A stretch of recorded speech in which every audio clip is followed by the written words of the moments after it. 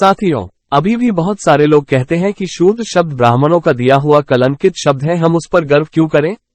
बस यही समझने वाली बात है कि ब्राह्मण नहीं चाहता कि 85% शूद्र अपने वर्ण पर गर्व करें।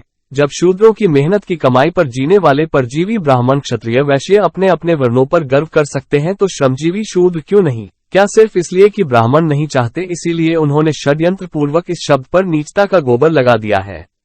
हमने वो गोबर साफ करके देखा। शूद्र बहुत ही प्यारा शब्द है, इसमें अपार क्षमता है। इस पर लगे नीचता के गोबर को साफ करके यदि इसके द्वारा संबोधित किए जाने वाले समाज ने इसे अपना लिया और शूद्र नाम से ही एकजुट होकर संघर्ष किया, तो ये सदियों से शोषित समाज भारत का शासक बन सकता है। शासक वर्ग को संबोधित किया जाने वाला कोई शब्द नीच नहीं होता। इस तरह शूद्र शब्द के साथ भी न्याय हो जाएगा।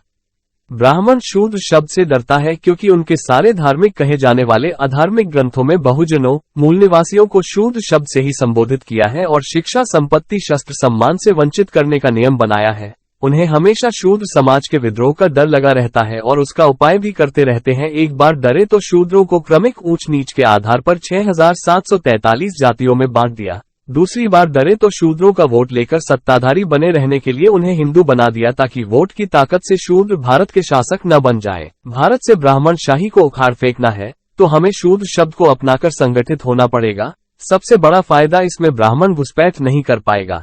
दूसरा, शूद्र मानकर इनके ग्रंथों को पढ़ेंगे तो विद्रोह का भाव पैदा होगा। हिंदू बनकर पढ़ने से जिन ग्रंथों को माथे लगाते थे उन्हें ठोकर मार देंगे। शूद्र मानते ही शूद्रों के लिए संघर्ष करने वाले समतावादी महापुरुषों के बारे में जानेंगे, फिर वैज्ञानिक सोच से लैस होकर महापुरुषों के मिशन को आगे बढ़ाएंगे। रामचरितमानस प्रकरण। जब बिहार के शिक्षा मंत्री चंद्रशेखर यादव और स्वामी प्रसाद मौर्य जी ने रामचरितमानस की शूद्रों को अपमानित करने वाली चौपाइयों पर सवाल उठाया था और सपा कार्यालय लखनऊ के सामने गर्व से कहो हम शूद्र हैं का बैनर लगा था, पूरी ब्राह्मणी छावनी बिलबिलाने लगी थी। उनके कथित संतों बाबाओं की तरफ से हमारे नेताओं की जिह्वा एवं गर्दन काटने की सुपारी की घोषणा होने लगी, लेकिन किसी के भी पास उठाए गए सवालों का समाधान कारक उत्तर नहीं था, हो भी नहीं सकता। आखिर सच्चाई को आस्था के नाम पर अनंतकाल के लिए तो नहीं दबाया जा सकता।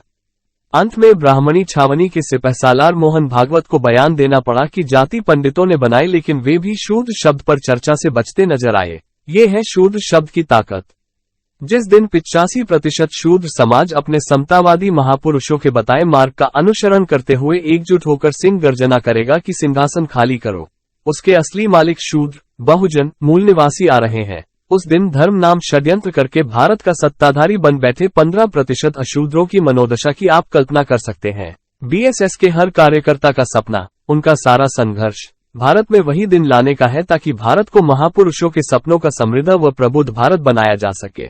इसीलिए हम सब ललकारते हुए पूरे स्वाभिमान और आत्मविश्वास के साथ कहते हैं हम शूद्र हैं और चाहते हैं पूरे भारत के शूद्र एकजुट हों और 15% का शासन खत्म करें, अपने देश के शासक स्वयं बने। 85% मूल निवासियों की सिंह गर्जना पूरे भारत में गूंजे और गर्व से कहो हम शूद्र हैं। शूद्र शब्द से भागने का नहीं, इसे अपनाने की जरूरत है। इसमें 85% मूल निवासियों को शासक वर्ग बनाने की क्षमता है।